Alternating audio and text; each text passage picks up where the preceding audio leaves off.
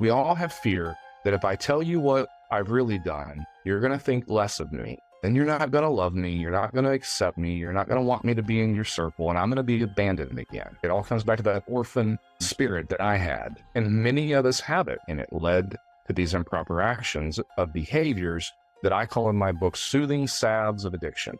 Maybe your credit cards because you go do retail therapy. Maybe you were a sex addict. Maybe you're a drug addict. Maybe you're an alcoholic. I don't know. But we all have something that we go to try to reduce the pain and the suffering in a way that makes us feel like we are loved. This is A Joyful Rebellion, the podcast that explores that moment you realize the life and success you worked so hard to create didn't come with all the fulfillment you thought it would. I'm your host, James Walters, and I want you to be the author of your own story. Each week, I connect with people who inspire bold answers to the question, what do I do now to create a life I love? If you are ready to start answering that question for yourself, you're in the right place. So let's start a joyful rebellion. Everyone you know is going through or has gone through a period of their life so challenging or negative that it makes them question their faith or their purpose in this world.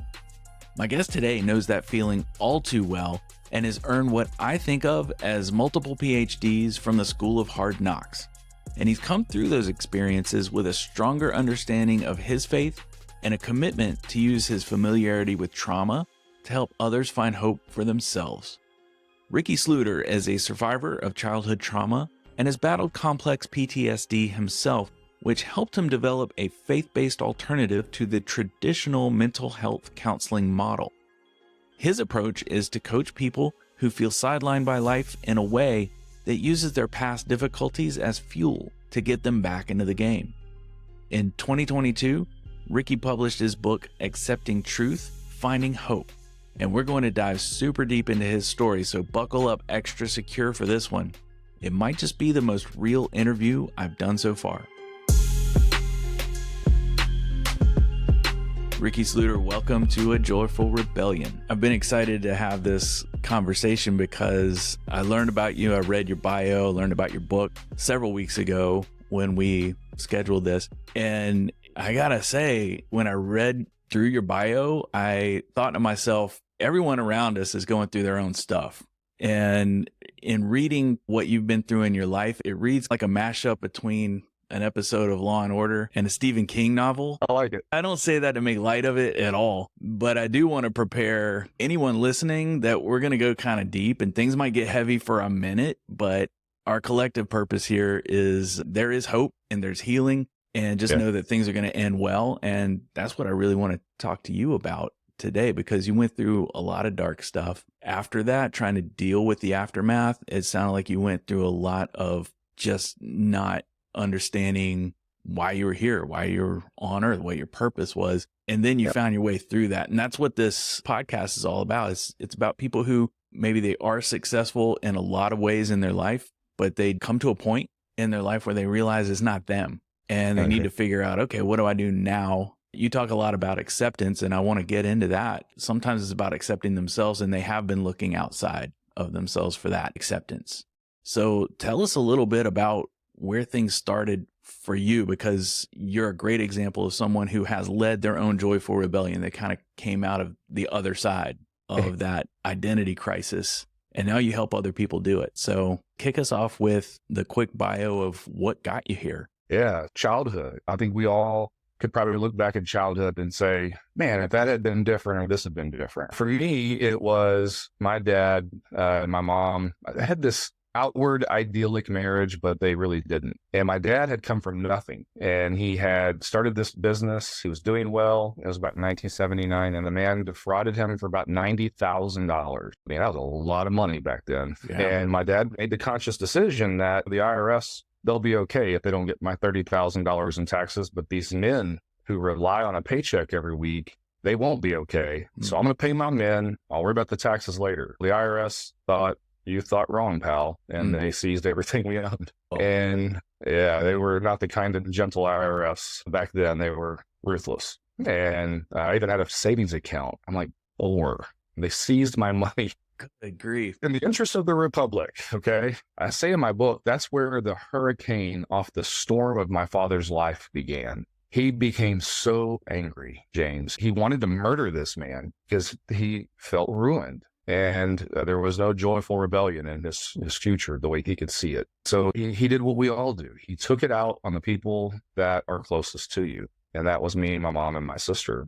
He became very violent. When I say violent, I watched him tear a recliner in half with his bare hands. I still don't know how he did it. That much rage. And he had purpose in his heart to kill all of us and kill himself. And I still don't know what made him not do it that night. I found him under his truck. I'm about 7 years old. He had a loaded 44 to his head. And of course, went and told my mom. And I really thought we were all going to go meet Jesus. That's where it began. And the fear from him, and then my mom just got lost in her own way as a result of him. And they ended up divorcing, and we went from living on a farm and having livestock and fruit trees and gardens to living in a small 2-bedroom apartment where I slept on a couch, and I didn't understand why I didn't get to bring any of my toys. I'm a little boy, I'm 8 years old. My sister got to keep all her stuff, but I got to keep nothing. It was a very odd thing, but I didn't know what I didn't know. So I wasn't focusing on that. I was focusing more on, hey, I want these people to love me. Yeah. And I got to figure out how to get them to love me, because obviously I'm not doing it right. Otherwise, my dad wouldn't have left, or my mom would want to spend time with me, and he doesn't come around, and she doesn't want to spend time with me. Something I'm doing wrong. And that's when I began running on that rat wheel of insanity, striving for acceptance, man.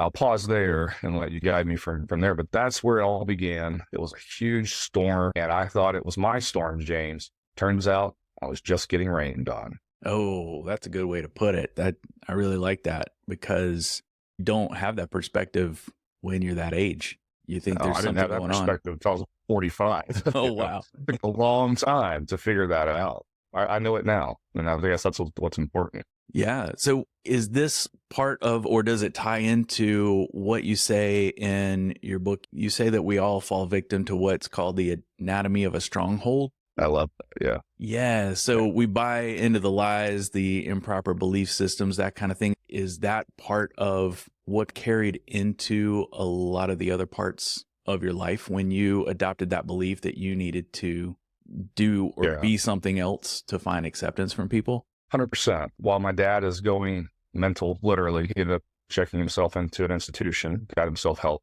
Good for him, right? Never became a dad, but at least he righted course on wanting to kill people. And with that in the background, at the same time, I developed a condition that wasn't diagnosed until I literally was 45, called eosinophilic esophagitis. Short version, I'm allergic to damn near every single thing I eat every day. So I was miserably sick all the time. 100 to 106 temperature every day for 8 years straight. I was eating everything I was allergic to. So my body was just revolting. And then all the stress that was going on with that divorce and the violence. And at the same time, if that wasn't bad enough, I was molested.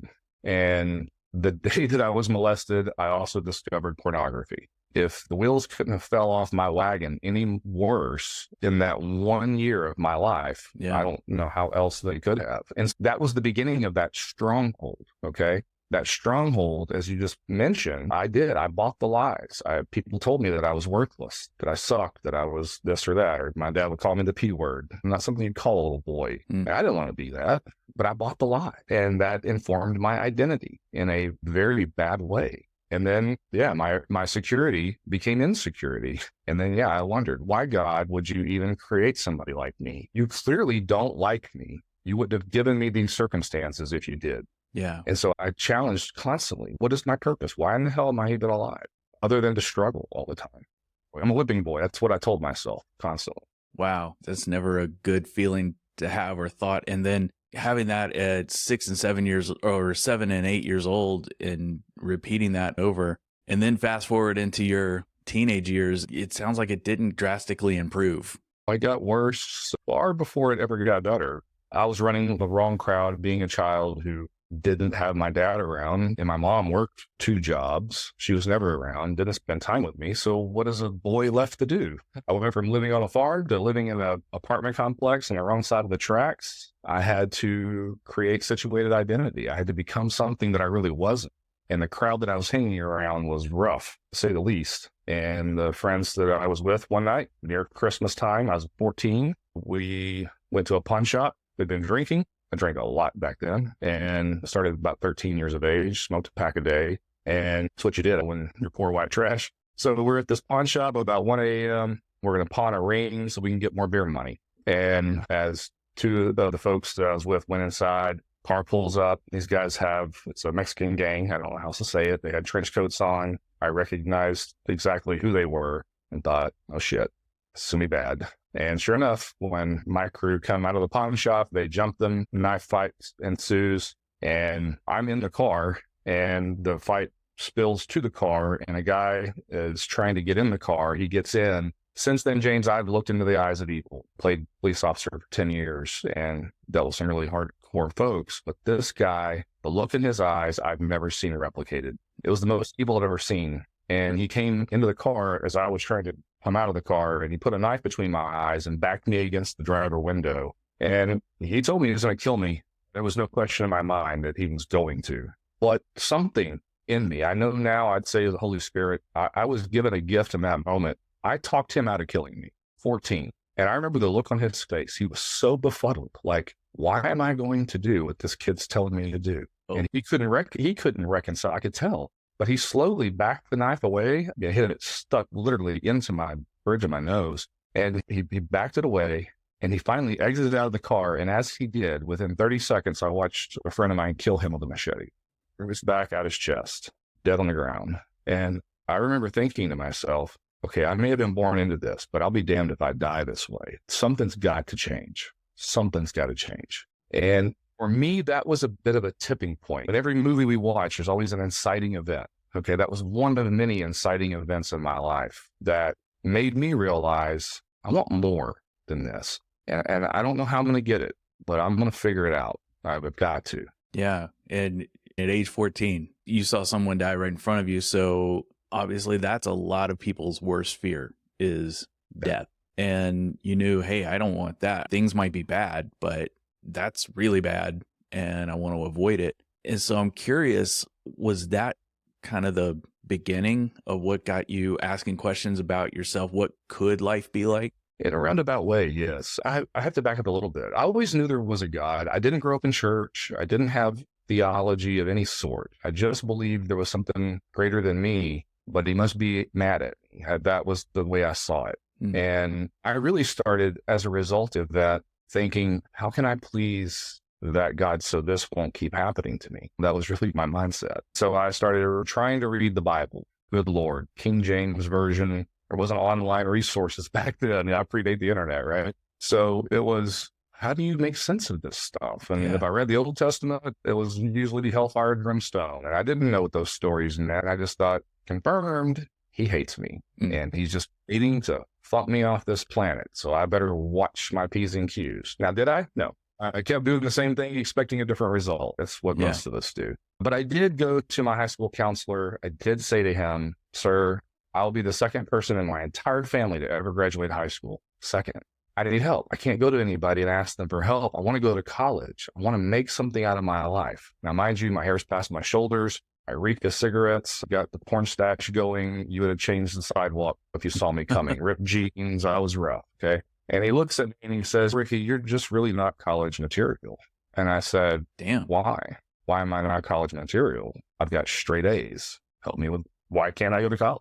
He said, you should consider automotive technician school. And it pissed me off, James, because there's anything wrong with that. But I knew that wasn't my aptitude.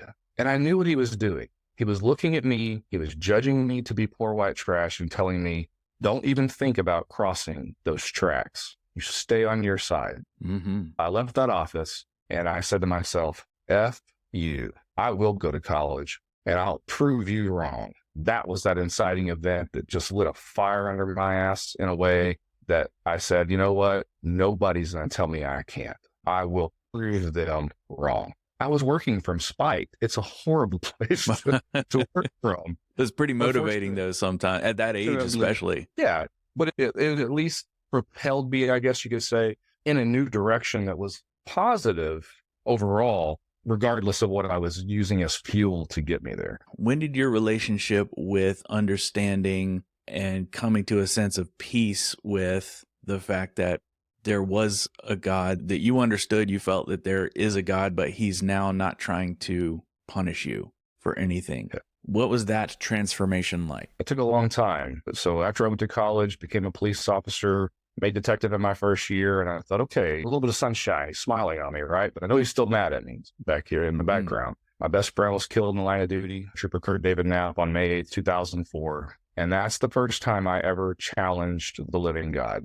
And I went to him and I said, you screwed this up. You got the wrong guy. Everybody loved Kurt. He had 2 young kids. His wife and he had been together since they were in 6th grade.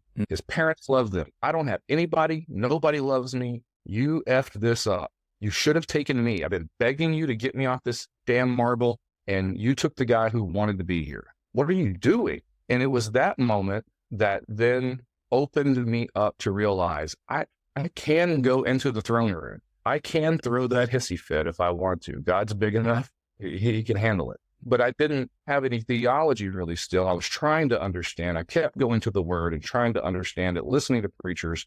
But the thing that really kicked it off was when I was 32 years old, and my wife and I were at a point where we said, you know what, we're done. We've been living a lie. I've been in multiple affairs. I was living a complete shit show of a life, okay, James? And we agreed to divorce, and then the next minute she tells me I'm pregnant. And I went, you've got to be kidding me. We're not even sleeping together, so I'd love to know how that happened. But that aside, I just went right to railing on God again and was like, what are you doing? Don't make this kid relive my life. Please, I'm begging you. I'll do anything to prevent that. And I finally realized in that moment of just railing at God again that, wait a second, I don't create life. You do.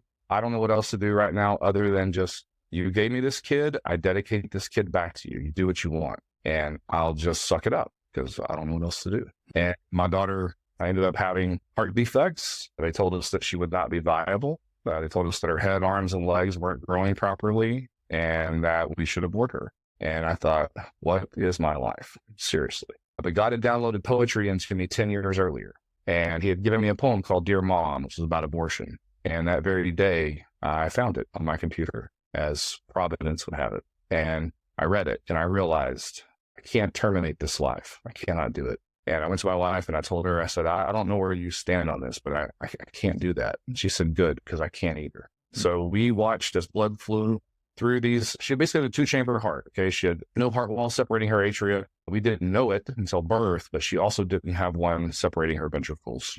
At birth, they tell us that not 2 heart defects, but 4, no heart walls. The mitral valve is leaking profusely. There's a membrane occluding her pulmonary vein, and that she will die at 3 weeks old due to congestive heart failure, and there's nothing we can do to save her. And James, I just, being the type A control freak that I had been all my life, trying to figure out how I was going to get a leg up. I went home at 1 a.m. that night when my daughter was born, after that terrific news. And I sat on my back porch, I lit a cigarette, my dogs ran around, and going to the bathroom, and I just said, I lifted my arms up to heaven. I said, you got me. I've been trying to figure out all day how I'm going to control my way out of this one, and I can't. All I know to do is to tell you that you give me this kid a day, a week, or a year, and I will praise you still, because I don't know what else to do. And I literally, for the first time in my heart, I surrendered, and I said, you know what? Your will be done. I don't even know what that really means, but I'm here, and I'm just surrendering. And nothing crazy happened per se, except on the 3rd day,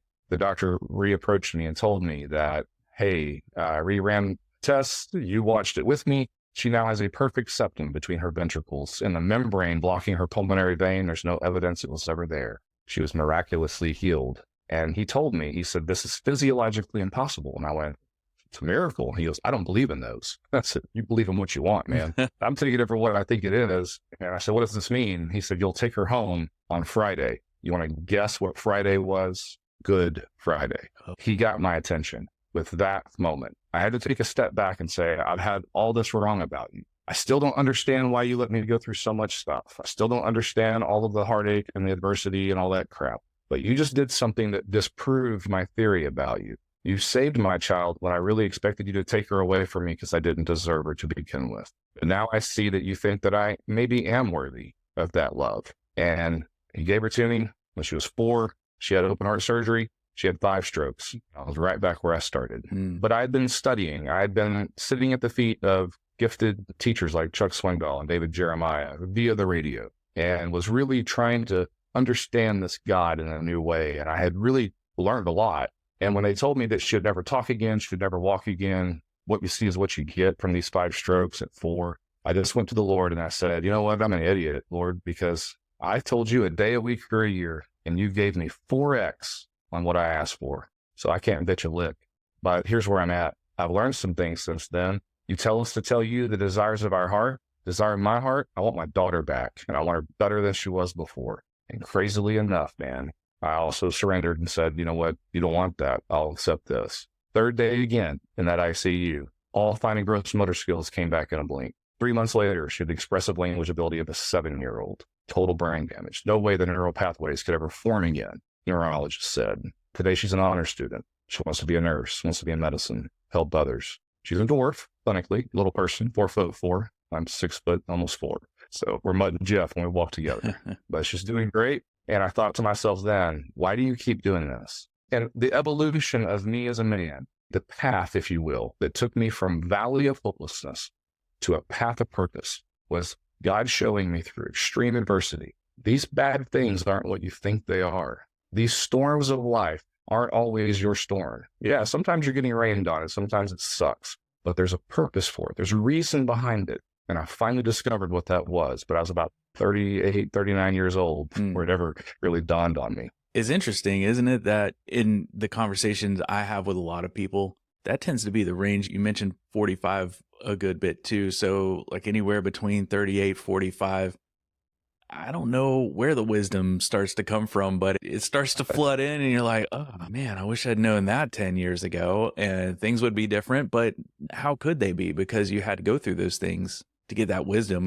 It's like people say, you gain wisdom by making mistakes. You make mistakes because you do stupid things, and then you gain wisdom because you did stupid. I forget the exact wording of it, but it's like you can't get that wisdom unless you've done that other stuff. And all the things that you've gone through, when was it through that journey we've gone from when you were 7 all the way up now to where you've had a daughter of your own, and how your childhood was, you don't want that repeated in her. At what point, because I know you talk a lot about myth busting, I guess you'd call it the traditional mental health industrial complex, if you want to call it that. And at what point did you start seeking that out and realizing it wasn't working for you and you needed to lean on your faith more than lean on that traditional method of therapy? Yeah, I was in my second marriage. I'm 3 times divorced. I got some stripes. And during my second marriage, that marriage was just a marriage of passion. I was a full-blown sex addict and had been for a long time and didn't know it. But I knew that I had a lot of PTSD. You can't spend 10 years in law enforcement and not have PTSD. But when you couple it with my childhood, now it becomes complex PTSD. And I had no desire to talk to anybody. I wasn't about to go to somebody and say that I have a problem, because I was the kind of guy who thought I had to have it all figured out. And I needed to have that polished life. Why? Because I needed people to tell me I'm good and to tell me they love me. Yeah. And I started going to church to save my second marriage. She recommended that we do that. And so we did. And I found the men's group, and it changed my life. The men's pastor saw right through my BS. And wow. And he asked me to do a couple of things. I went on these, you can call them retreats. They weren't retreats. I met God in a tangible way, and it blew my brains out of my skull cap in a way that I went, one, I've had you completely wrong. I thought I did. I'm glad I did. Now I started working on a relationship. And I said, screw religion. It's not about the rules. This is about relationship. And I really started fostering a relationship with God. But meanwhile, I'm still a train wreck. I'm still doing all the crap I'd always done. It hadn't set into me for me to really start changing my ways. And I decided to go to my men's pastor, Scott. And I went to him one day and I said, look, I need help. Okay. I've never told anybody the things I'm struggling with, but here's what I'm struggling with. And he said, Ricky, I can't help you. You need professional help. And man, James, it pissed me off. And I thought, F you, buddy. Supposed to be my friend. Some friend you are, right? No, he was right. And he recommended me to the guy who ended up being one of this thing called Quest. He was a Quest brother. And so I thought, okay, I can trust him. because he'll understand what I experienced at Quest. So I went to him, and he's a counselor, and he's a good counselor. He couldn't bring faith into it. He couldn't bring a lot of the stuff in because of the way the system is set up. And he would sidebar some things with me, but on the record, it was always, how does it make you feel? Damn it, I'm tired of you asking me how it makes me feel. I want solutions to these problems. Right. I don't want to keep just talking about the problem, right? But the model is set up to talk about the problem. And the model is set up to then, we'll take medication. If you can't handle what you're dealing with, let's throw some pills down your throat, right? And you're thinking, man, I've been taking medication for the last however long. It's just been either the sex or the booze or the whatever it was, right? I mean, yeah. And all that stuff, all the medication did was just make me numb, maybe not care, or reduce my sexual urges, which probably was a good thing. but at the same time, that's a side effect, right? It's not the intended effect of the medication. And so I just thought, I did the individual counseling. I also went and did an intensive outpatient group therapy session, thinking there's got to be something that I'm missing, right? And I did learn some things, don't get me wrong. But again, their goal was on medication, and everybody in this room with me had been doing this for 20 years. oh, I sat back in my chair, and these people were younger than me.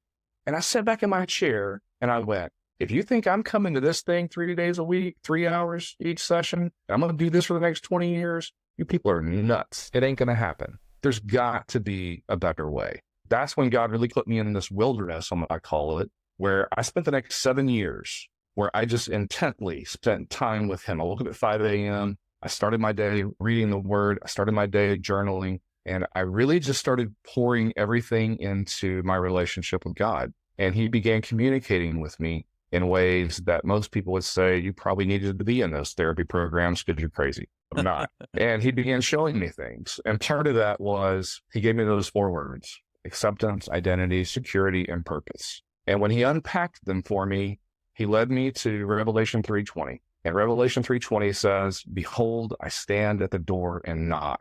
Anyone who hears my voice and opens the door and lets me in, I will come into him and eat with him and he with me. And I remember when I read it, I thought, okay, that makes sense. I've seen that painting with Jesus knocking on the door. There's no doorknob. He can't let himself in, right? We got to accept him in. But he said to me, yeah, but what have you done? And I went, a lot of bad stuff. What are you asking me? And he said, you've gone around knocking on hearts' doors, Ricky, seeking who would let you in. And the moment they let you in, they let you down, didn't they? And I went, yeah, they did. And he said, and you kept doing it. You've done that rat wheel of insanity. And he said, and you thought your identity, you thought your first name was Detective for 10 years until I took it away from you. And then he didn't know who you were, did you? And I went, still don't. And he said, and then your security was in all the temporal things, and you thought your purpose was to be an investigator and to die in the line of duty. He said, as if I'm that shallow of a God. He said, but when you get it right, son, you'll realize acceptance isn't for you. Acceptance is for me. You got to offer me your acceptance. And when you do, I'll show you who you are. I'll lead you to your identity. And at that point, he had. And I said, you're right. You did. I know exactly who I am today. Then he said, you'll find your security in me and in my word. You won't worry when bad things happen in this life. You'll find peace in the middle of that storm, just like my little boat on my book cover shows. Because you'll know that you don't have to worry about the wind and the waves, because you'll realize that I created you on purpose for a purpose. He said, that's what I want you to go teach. That's why I let so many hellacious things happen in your life. I needed you to be relatable. Oh, wow. I wanted you to be able to sit down with anybody and say, I understand where you've been. And let me tell you about a God who loves me. And if he can love me, he can love you. Those 4 words that you mentioned, those are a big part of your book, which is called Accepting Truth, Finding Hope. Yes, sir. When it comes to those 4 words, acceptance, identity, security, and purpose, you've come a long way. We've gone through the transition of you being a kid, being abandoned by people who were supposed to provide you that security. And then you had that struggle with identity. Then you had to figure out, okay, what is the purpose of all of this? You thought at one point your purpose was to just be the whipping boy for the world. When you sit down and you talk to someone who is where you were, let's say 15 years ago, how do you start to have that conversation with them in a way that doesn't push them off? Or maybe you got pissed off by the men's pastor, but it sounded like you needed to be just a little bit.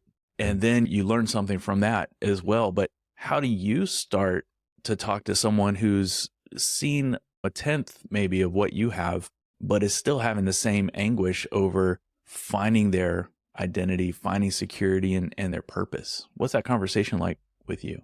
I always want to hear their story. And I always encourage them, start from the beginning. Okay, the beginning is important. Tell me about your childhood. Tell me about the relationship you had with your mom and your dad. Open that closet door and let me see the skeletons. And many times they don't want to. So I always say, let me start off. Okay, why do I do that? Hold my beer in a way.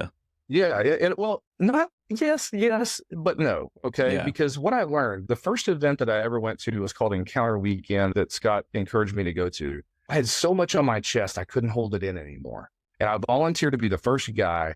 And I thought, I don't know any of you guys. I don't care what you think about me. I got to get this out of me. It's venom and it's got to come out. I confessed everything. And when I mean everything, I told some stuff that I thought was going to my grave with me. I told it all. Every man who came behind me, it's like they repeated everything I said. And I marveled. And this was not just one guy. This was like 10 guys. They all came up to me and said, thank you for going first and saying what you did. I never would have had the courage to confess those things had you not done it. So what I learned in that is we all have fear, James. We all have fear that if I tell you what I've really done, you're going to think less of me. And then you're not going to love me. You're not going to accept me. You're not going to want me to be in your circle. And I'm going to be abandoned again. Okay. It all comes back to that orphan spirit that I had. And many of us have it, regardless of whether you've gone through the things that I've gone through or not. You've gone through your own journey. You're on your own walk. And it's important to know, where did the stronghold grab hold of you? Who lied to you? Who told you that you're not worthy? Every single person you talk to will tell you they've had someone who has lied to them, and they bought it wholesale, formed an improper belief, and it led to these improper actions of behaviors that I call in my book soothing salves of addiction. Maybe your credit cards because you go do retail therapy. Maybe you were a sex addict like I was, or you're addicted to pornography. Maybe you're a drug addict. Maybe you're an alcoholic. I don't know, right? But we all have something that we go to try to reduce the pain and the suffering in a way that makes us feel like we are loved, because that's what we want. We all want hope. We say we want happiness, but really we want hope. Yeah. And we look for it in other people, and we look for it in other things, and we'll never find it there. We just feel more empty than we started. Where did you buy the lie? Now let's start pulling the roots of this stuff out of the garden of your mind. Let's get rid of all those negative weeds that are in there. We can clean that up. That can get you to start seeing things in a better frame of light. And many people say, I don't believe the way you believe. And I'll say, neither did I. How's that working for you, by the way? Right? You can keep doing it your own way if you want to. I'll be unapologetic about my faith because I've seen things that I can't make sense of. Maybe you haven't. That's okay. If instead of saying you're one of those crazy Christian guys, yeah, I didn't start out that way. So maybe there's something to this. Maybe there is a God. And maybe I don't have it all right with my theology. I don't really give a damn. It's not about the rules, right? So how about you at least just borrow something from my journey and apply it into your own life and see if it doesn't bring change. If it does, maybe then you have to start asking some tough questions about what you believe. The results are what we look for, right? And a lot of times, so many people say, oh, it's the journey, it's the process, but a lot of times we're looking for the results, and that's what gets us in trouble in the first place. But then when we do start applying and we do the work, because the work sucks sometimes. Yeah. It's the worst. The work really sucks. But when we start seeing results, whether that's that couple pounds you want to get rid of, whether that's the relationship improving and whoever you're with is flirting with you a little more than usual, whatever that result is that you're wanting, you got to pay attention to that. And I'm curious, when it came to the point where you gained all of this perspective, all of this wisdom, was it someone who told you, hey, Ricky, you should really write a book about this? You could help a lot of people. Or is that something that came up organically as you were doing your work? How did that work from going from gaining all of this knowledge, perspective, having all of these horrific experiences in life, then deciding, you know what, I should put that in print and let a lot of people read about it? Yeah, there were a couple of things that happened, and I know we don't probably have a lot of time to delve into all of it. So at the risk of people thinking I'm really nuts, I had an angelic encounter when I was 22 years old in a bar. And that story goes very simply. I was with a bunch of buddies. I knew everybody in this bar. I had shut it down many a night. And out of the corner of my eye, I see a waitress I had never seen before. And I mentioned to you that I'd been getting poetry downloads. Mhm. I was 22 and I had just gotten a poetry given to me called Oh, What a Day That'll Be. And I didn't tell people I was writing these spiritual poems, right? I just kept it to myself. And I'm with my buddies. We're drinking. We're being guys, trying to find who we're going to take home that night. And I see this beautiful creature walking toward me with a tray on her hand. And so I'm like, see you, homies, right? I'm check her out. So I turn around and she walks up to me, doesn't ask me what drink I want. On her tray, to this day, I can still vividly see it. It's just napkins and a pen.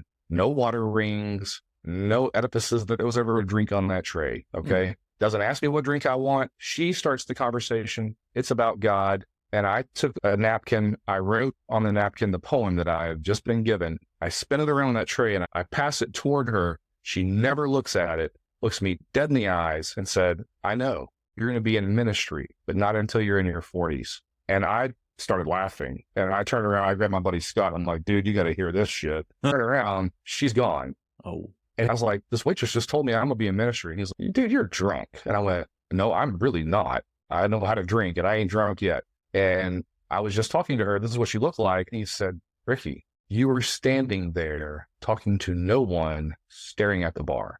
Oh. And I went, you're nuts. And I'm going to prove you're wrong.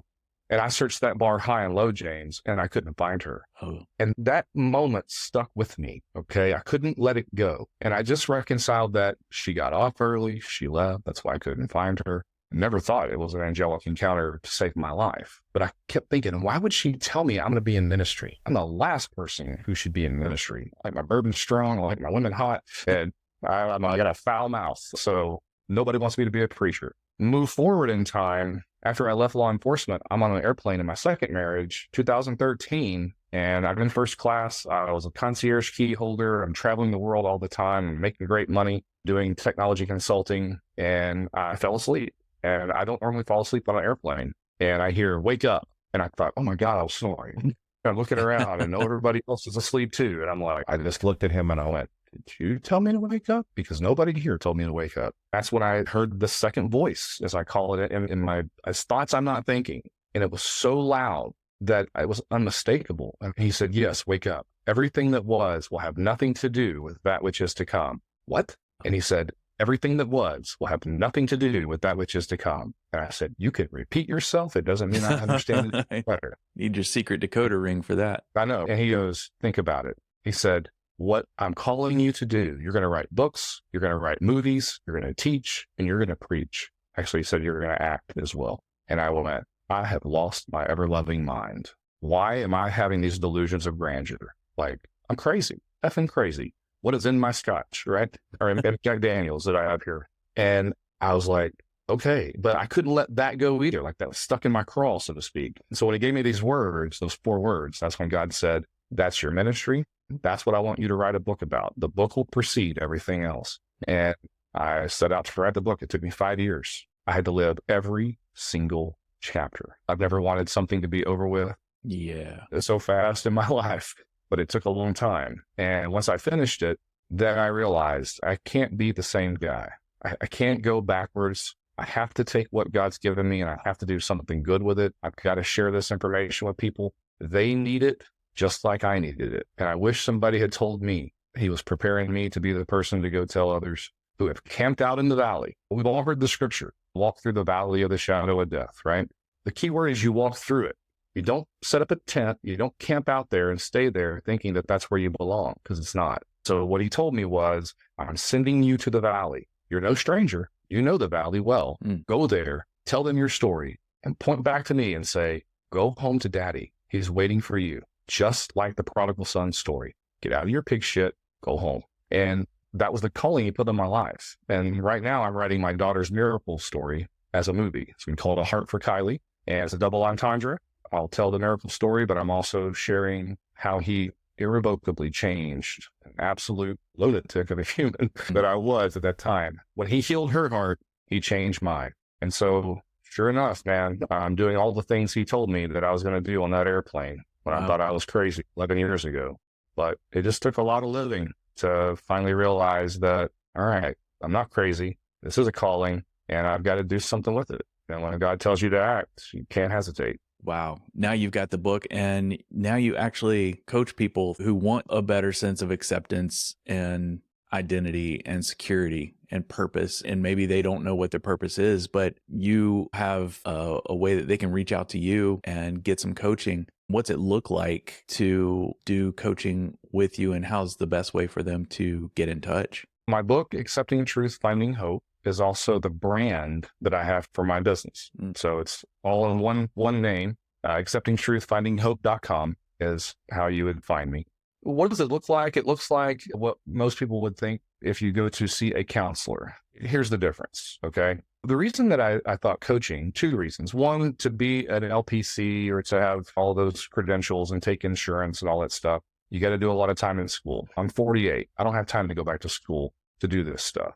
And the more I thought about it, it dawned on me one day when a buddy of mine that I hadn't spoken to in a long time, he's an American Airlines pilot. He picked up the phone and called me and he said, Ricky, I bought your book. I've been reading it. He said, my God, man, this is incredible stuff. And I went, wow, thank you, Chad. I appreciate the compliment. He said, no, I don't think you realize what you have here. He said, if the Bible is the rule book, then your book is the playbook. And I went, playbook? I kind of like that. That's a hell of a compliment, first of all. And two, there's something to that. And so the more I thought about it, I realized you want to talk to a counselor, you'll talk about your problems. But if you're sidelined by life, that tagline, I couldn't get it out of my head. If you feel sidelined, if you feel like you've been on the bench and you don't know how to get off of it, you need a coach. That's what coaches do. I grew up in sports. They always have a playbook. They're usually tough on you, and sometimes it sucks, but they turn you into a better athlete if you're willing to do the hard work, just like you said. And so what does it look like with me? It's just like that. I don't care where you've come from. I don't care what your tell of woe is. We all have one. I do want to hear it. It matters. But let's start thinking about how we can take that problem and let's create a solution. Let's get you off that bench and let's get you back in the game. Let's point you to the path of purpose and let's get you on it. Okay. I don't want to spend weeks and years talking about the same stuff that you're struggling with. We need to figure out how to overcome it. So the whole point to what I put together in my coaching packages is that we're going to identify, we're going to overcome, and we're going to grow from those negative life circumstances. That's the goal. Now you just need somebody to help you get there, right? If we can do it alone, we'd all figure it out. Yeah.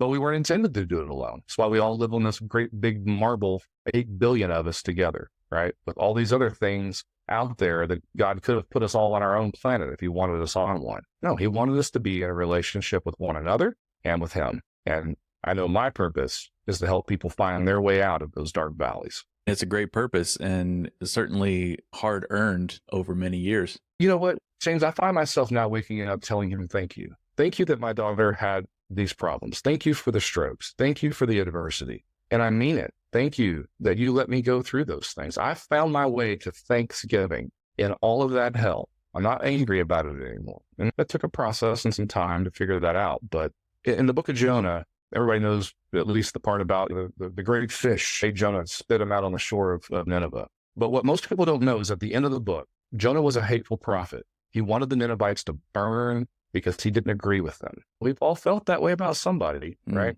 And God asked him at the end of that book, he said, Jonah, does it do you well to be angry? And one of the things that I always ask, because most of the people have fear and they have anger when they're dealing with these life issues. And I'll tend to ask them, just like God asked Jonah, is it doing you well to be angry? At some point, you've got to put that emotion down because that's all it is, an emotion. And you have to find your way to other emotions. Yeah. Yeah. That's a good way to put it because that's something we overlook a lot. It's easy to be angry. So easy to be angry. I don't know if you agree on this, but I feel like as men, not to exclude the women, but I know a lot about men just from being one, I guess, but it feels like anger and humor are the only two emotions we're really allowed on a consistent basis, or we get a free pass. He's going to get angry or he's going to make a joke about it, whatever it is. But I'm interested in what maybe one of your first, let's say 2 or 3 coaching clients, like what did you help them through? What's the story